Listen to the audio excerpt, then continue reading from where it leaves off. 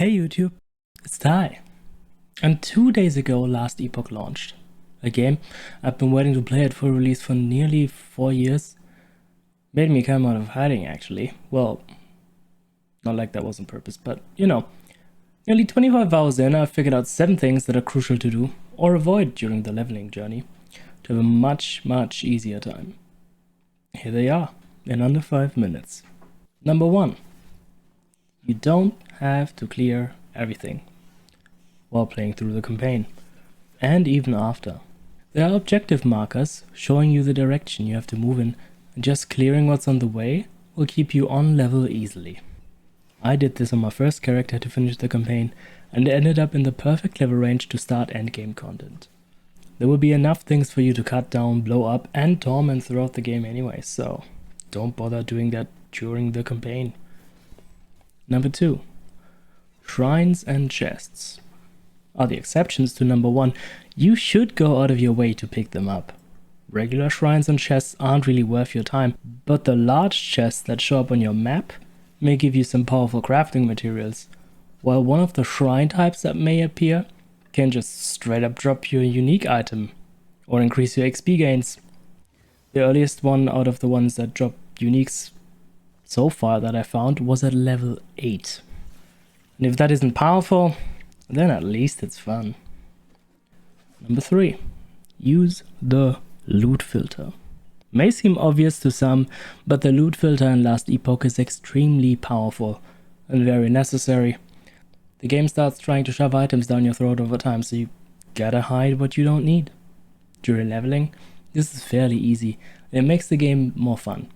Just add a filter to remove normal items when you've filled all your gear slots, one to remove magic items when you are fully magic and rared up, and then build a full suite, or copy one from a build guide or something when you hit endgame.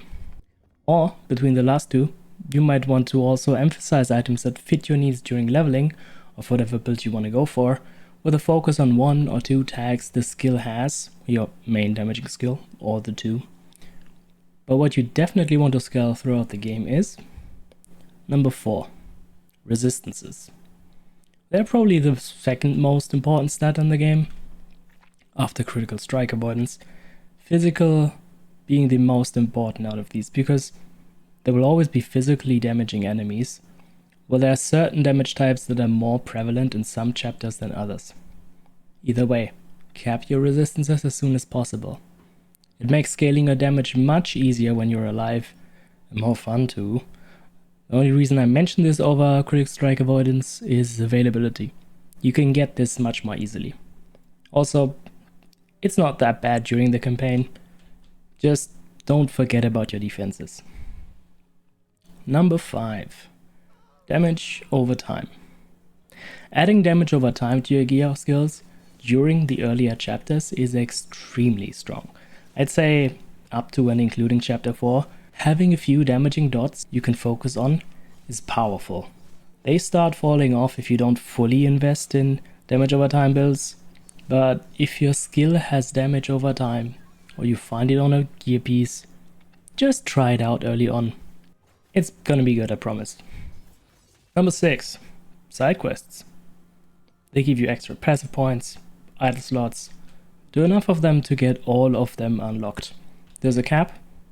You can see your progress here. And then you can do more side quests just for the storyline if that's your fancy, or to flex on the NPCs. Number 7. Offline and online characters are separate. I've seen this pop up in help chat in the game a few times now. The game tells you so itself. Only in this window though, which you can only reach by launching the game in offline or never mind. It does tell you. So if you want to play with a friend or just group up overall with a specific class, it's gotta be online. Not like that is a reality with current zone loading times or connecting at all.